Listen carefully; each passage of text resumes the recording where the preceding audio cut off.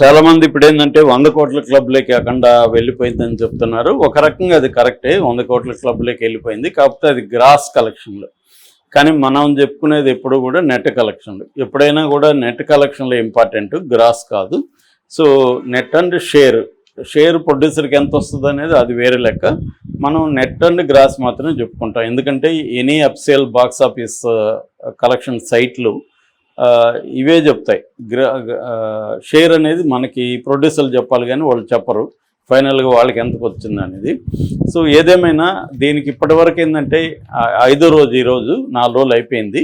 4 రోజులు అయిపోయినా కూడా మేకర్స్ అంటే 14 రీల్స్ ప్లస్ వాళ్ళు ఒకే రోజు మాత్రమే కలెక్షన్లు పెట్టారు. ఫస్ట్ డే కలెక్షన్లు 59.5 కోట్లు పెట్టారు గ్రాస్. అది 59.5 కోట్లు, 59 కోట్ల 50 లక్షల గ్రాస్ పెట్టారు ఫస్ట్ డే. ఆ తర్వాత ఇప్పటి వరకు పెట్టలా. బజ్ బాగుందని, లేకపోతే బ్రాహ్మణులు చూసారని, లేకపోతే మోహన్ భగవత్ మెచ్చుకున్నాడని, మోడీ చూడబోతున్నాడు, ఇవి పెడుతున్నారు తప్ప అసలు కలెక్షన్లు పెట్టట్లేదు. కలెక్షన్లు ఆ ఫస్ట్ డే పెట్టిన దాని మీద కూడా ఫ్యాన్స్ విరుచుకుపడుతున్నారు. వీళ్ళు అబద్ధాలు చెప్తున్నారు. ట్యాక్స్ ఎగ్గొట్టడానికి ఎక్కువ కలెక్షన్లు వస్తే తక్కువ కలెక్షన్లు అని పెడుతున్నారని కూడా జనం ప్రొడ్యూసర్ని తిడుతున్నారు, ఫ్యాన్స్. అందుకని వాళ్ళకి ఎందుకు ఈ తలనొప్పి అని వాళ్ళు పెట్టడం మానుకున్నారు. కానీ శాకనిల్క్ లాంటి సైట్లు ప్రధానంగా మనకి శాకనిల్క్ అనే సైట్నే ఫాలో అవుతారు. ఇది చాలా తరువుగా అథెంటిక్గా పెడతారనమాట వీళ్ళు. ఆ సైట్నే మిగతా వాళ్ళు అందరూ ఫాలో అవుతారు. ఆ సైట్నే నేను కూడా ఫాలో అయ్యి చెప్తూ ఉంటాను. సో ఆ సైట్ ప్రకారం ఇప్పటి వరకు 100 కోట్ల క్లబ్లోకి వెళ్ళిందా అంటే నెట్ కలెక్షన్లో వెళ్ళలేదు, గ్రాస్ కలెక్షన్లో వెళ్ళింది. అయితే గ్రాస్ కలెక్షన్లో అయినా కూడా 500 కోట్ల క్లబ్లోకి వెళ్ళే అవకాశం ఉందా అంటే లేదు.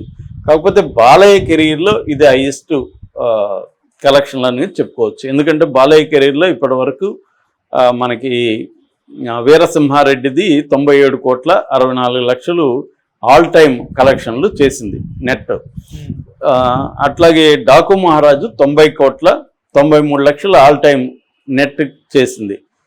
తర్వాత భగవంత్ కేసరి కూడా 84 కోట్ల 78 లక్షలు చేసింది. అఖండ 1 89 కోట్ల నెట్ ఆల్ టైమ్ చేసింది. ఇది ఇప్పుడు బాలయ్య కెరీర్లో వరుసగా హైయెస్ట్ రికార్డులు ఉన్న ఈ సినిమాలు. దాన్ని దాటింది ఇప్పుడు. అంటే ఆల్ టైమ్ బాలయ్య కెరీర్లో హైయెస్ట్ కలెక్షన్స్ ఇప్పుడు అఖండ 2 తాండవం సినిమాగా రికార్డు క్రియేట్ అయితే చేసింది. కాకపోతే ఇక్కడ మనం లెక్కలు ఎలా వేయాలి అంటే ఏ సినిమాకైనా కూడా దాని బడ్జెట్ అంతా అది కలెక్ట్ చేసింది అంతా, ఇది ఇంపార్టెంట్. సో ఆ రకంగా తీసుకున్నప్పుడు బాలయ్య కెరీర్లోనే హైయెస్ట్ బడ్జెట్ సినిమా ఏదంటే ఇదే 200 కోట్లు. సో 200 కోట్ల సినిమాకి ఎంత ఎంత బిజినెస్ అయింది, ఎంత చేయాలి అనేది చూసుకున్నప్పుడు 200 కోట్ల సినిమాకి ప్రీ థియేట్రికల్ రిలీజ్ బిజినెస్ 145 కోట్లు అయింది అనేది మనకు అందుతున్న సమాచారం. అంటే ఇది 145 కోట్ల షేర్ రావాలి ప్రొడ్యూసర్కి. అప్పుడే అది ప్రొడ్యూసర్ కంటే ప్రొడ్యూసర్కి వచ్చేసింది బయ్యర్లకు ఉన్న. ఇప్పుడు ₹1 కోటి ఉంటాడు, ₹1 వెనక్కి రావాలి కదా, దాన్ని షేర్ అంటారు. అంటే థియేటర్ రెంట్ కావచ్చు, తర్వాత మిగతా క్యూబ్ వాళ్ళ రెంట్ కావచ్చు, మిగతా ఖర్చులు కావచ్చు, ట్యాక్సులు కావచ్చు, ఇవన్నీ పోగా ₹1 నేను పెట్టినప్పుడు ₹1 నాకు షేర్ రావాలి. నా షేర్ వస్తే అప్పుడు అసలు వచ్చినట్లు లెక్క. అది వచ్చే పరిస్థితి ఉందా అనేది ఇప్పుడు చర్చ ఈ సినిమాకి. ఎందుకంటే ఎక్కువ రేట్లు పెట్టి కొన్నారు. 145 కోట్లు అంటే బాలయ్య కెరీర్లో ఎక్కువ. సో ఎక్కువ పెట్టి కొన్నారు కాబట్టి వాళ్ళకి వస్తుందా అనేది మనం చూడాలి. ఇప్పుడున్న లెక్కల ప్రకారం చెప్పుకుంటే మనకి డే 0 అంటారు. అంటే థర్స్డే ప్రీమియర్ షోలు పడ్డాయి కాబట్టి దాని డే 0 కింద లెక్కేస్తారు. డే 0లో 8 crores కలెక్ట్ చేసింది. ఇది ఇండియా లెక్కలు నేను చెప్తున్నా ఫస్ట్, దాని తర్వాత మనం అబ్రాడ్ చూద్దాం.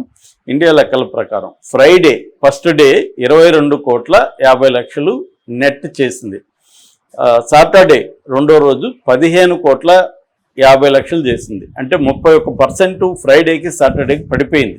మామూలుగా అయితే పెరగాలి, ఎందుకంటే Friday working day, Saturday weekend కాబట్టి మామూలుగా ఎప్పుడైనా సినిమాలకి వీకెండ్లో కలెక్షన్లు బాగుంటాయి. కానీ ఇదేమైంది, తగ్గిపోయింది, 31% తగ్గిపోయింది. సండే కూడా దానికి సాటర్డే కంటే కొద్దిగా తగ్గింది, అంటే 15.1%. దాదాపు 2% తగ్గింది మళ్ళీ. అంటే 15 crores అనమాట. 15 కోట్ల 10 లక్షలు. సాటర్డే ఏమో 15 కోట్ల 50 లక్షలు. సో 40 లక్షలు తగ్గింది సండేకి. మామూలుగా సండే అయితే సాటర్డే కంటే ఎక్కువ మందికి హాలిడే ఉంటుంది కాబట్టి ఫ్యామిలీస్ కూడా బయటకు వెళ్తారు కాబట్టి పెరగాలి, కానీ పెరగలేదు. మండేకి వచ్చేసరికి ఇది వీకెండ్ అయిపోయింది, సెకండ్ వీక్ స్టార్ట్ అయింది. మండే మామూలుగా అయితే ఎనీ సినిమాలకు కూడా తగ్గుతుంది, కానీ ఇది ఇంకా దారుణంగా తగ్గింది. అంటే 64% తగ్గిపోయింది. 5 కోట్ల 40 లక్షలు నిన్న కలెక్షన్లు. సో 5 కోట్ల 40 లక్షలు నెట్ అనేది 64% పడిపోయినట్టు లెక్క అనమాట. ఓవరాల్గా ఇప్పటి వరకు 4 రోజుల కలెక్షన్లు 66 కోట్ల 50 లక్షలు నెట్ ఇండియా వైజ్ కలెక్షన్లో. ఇది కాకుండా ఒక ఓవర్సీస్ అన్ని కలుపుకుంటే ఒక 10 కోట్ల నెట్ వచ్చిందని చెప్తున్నారు. ఆ రకంగా 76 కోట్ల 50 లక్షలు ఇప్పటి వరకు వరల్డ్ వైడ్ నెట్ కలెక్షన్లు చేసింది. సో గ్రాస్ అయితే 100 దాటేసింది.